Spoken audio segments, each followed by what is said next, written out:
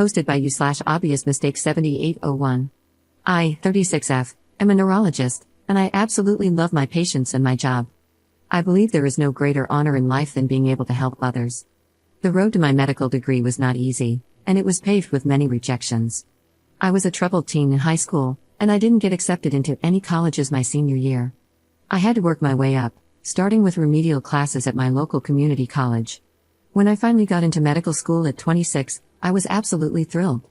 I met my husband, 37M, in my third year of medical school, and we have been married for 4 years now. My husband works in marketing, and I make 3 times his salary.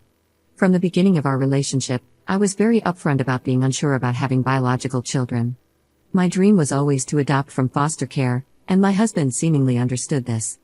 However, after his best friend had a baby boy last year, he began to really press me on having children. I was initially very against the idea because I was just beginning my career, and I wanted to wait a few more years before revisiting the topic of children. In August of last year, I found out I was unexpectedly pregnant due to a condom breaking during intimacy. I was initially considering termination, but after many heartfelt conversations with my husband, we decided to keep the baby, and he would quit his job and stay home until our daughter was old enough to start preschool. There were several factors that went into our decision to have him stay home with our daughter. 1. I make significantly more money than him, so financially, it just made more sense. 2. I am in the first few years of my career as an attending physician. After 4 years of med school and a 4-year residency, I am just starting to practice on my own, whereas my husband has been in his career for 15 years. 3. I was very clear I had absolutely zero desire to stay home and be a housewife. I respect stay-at-home mothers, but my work is my life, and I would go crazy at home all day. This just isn't a lifestyle I want whatsoever. 4. Finally, I am not comfortable putting my child in daycare until she is old enough to express herself verbally. As a victim of SA when I was young, I just do not trust people enough to leave my daughter in the hands of strangers when she would be unable to report abuse or neglect. Our daughter is 9 weeks old today, and I am preparing to return to my practice in a few weeks. This weekend, I left my husband alone with our daughter while I attended a medical conference out of state. The conference was amazing, but when I returned home, my husband began acting weird. Today, while our daughter was napping, I pressed him to tell me what was wrong. He completely broke down and said he doesn't think he can do this. He expressed how trapped, alone, and overwhelmed he felt all weekend. He now wants me to extend my maternity leave and is talking about trying to get his job back. This made me panic, and I asked, well, what will we do with our daughter now? He responded by suggesting I leave my practice and work from home. I said absolutely not, and he suggested daycare. At this point, I completely lost it and screamed, if I knew you were going to back out of your promise to take care of our daughter, I would have never had your child. I know I completely overreacted, and I would never trade our daughter for anything, I love her so much. But I am so upset with my husband, and I'm not sure how to move forward at this point. Update 3 months later. Hi everyone, it's been a few months since I made my original post. I did not expect my post to get so much attention, and I was frankly overwhelmed by it. To everyone who sent me kind and supportive DMs, thank you so much. I appreciate it more than you know. To those who sent me nasty DMs, criticizing me as a mother, you are part of the reason why 40% of female doctors go part-time or leave medicine altogether within 6 years of completing their residencies.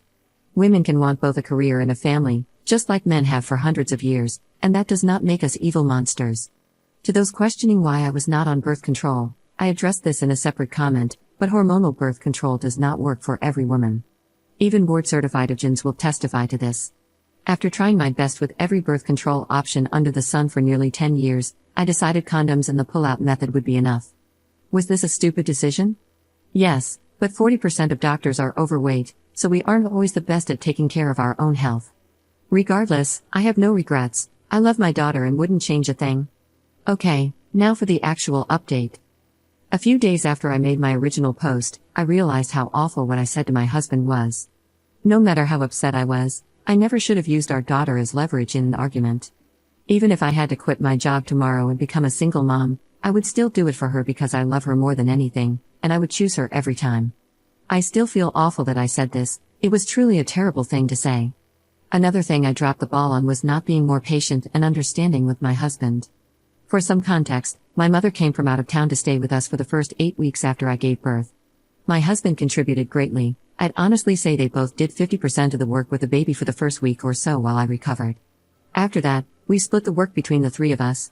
So, for him to go from having two people supporting him to being on his own for an entire weekend in about 10 days was obviously a huge shock, and I should have realized this. His complaints about feeling trapped, overwhelmed, and alone are the exact reasons why I have no desire to be a stay-at-home mom. Yes, we had a deal, but I should have given him space to express his concerns openly without me losing my temper. I stayed at my sister's with our daughter for a few days after the fight to give my husband some space. He would come to visit her every day during that time, but we agreed not to talk just yet. When I came home, I apologized to him for mishandling the situation. To my surprise, he actually apologized too. He told me that he never intended to back out of our agreement, but he had become so overwhelmed that he wasn't sure he was capable of caring for our daughter properly.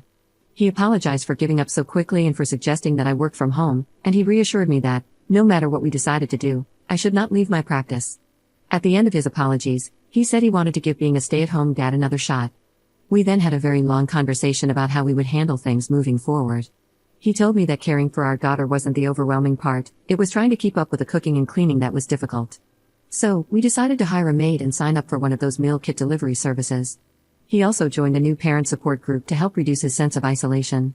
3 times a week, my sister-in-law has agreed to come over to babysit for a few hours so he can go to the gym or have some me time. I also told him that if at any point he feels like he can't be a stay-at-home dad anymore, he should please tell me. I made it very clear that while I might be slightly disappointed, I would be far more disappointed knowing he was burnt out and unhappy while caring for our daughter. Since then, we've also taken steps to strengthen our marriage, going on date nights once a week. I don't yet feel comfortable leaving our daughter with anyone besides family, so most of these date nights involve long walks with her in the stroller or Netflix and takeout on the couch, but hey, it's been working. As for the whole poking holes in the condom thing, no, I do not think this happened. I didn't even bother asking my husband because I felt that an accusation of that magnitude would be detrimental to our marriage, especially when it was already in such a fragile state. My husband has agreed to get a vasectomy so we don't have any more happy accidents. He's scheduled for later this year, and we are abstaining until then. This whole situation made me realize I needed to go back to therapy, and I've been seeing my therapist for about 6 weeks now. My childhood essay hadn't impacted my life for about 8 years prior to this, but having my daughter and dealing with postpartum anxiety has stirred up some really dark thoughts. I know I'm being overprotective due to my trauma, and I want to work through this so that I can be a good mother and a good partner. A lot of people told me to leave my husband, and I'm sure many reading this may still think I'm making a mistake. I know that I'm not. My husband had a weak moment and broke down, but he does not have a pattern of being unreliable, dishonest, or unsupportive.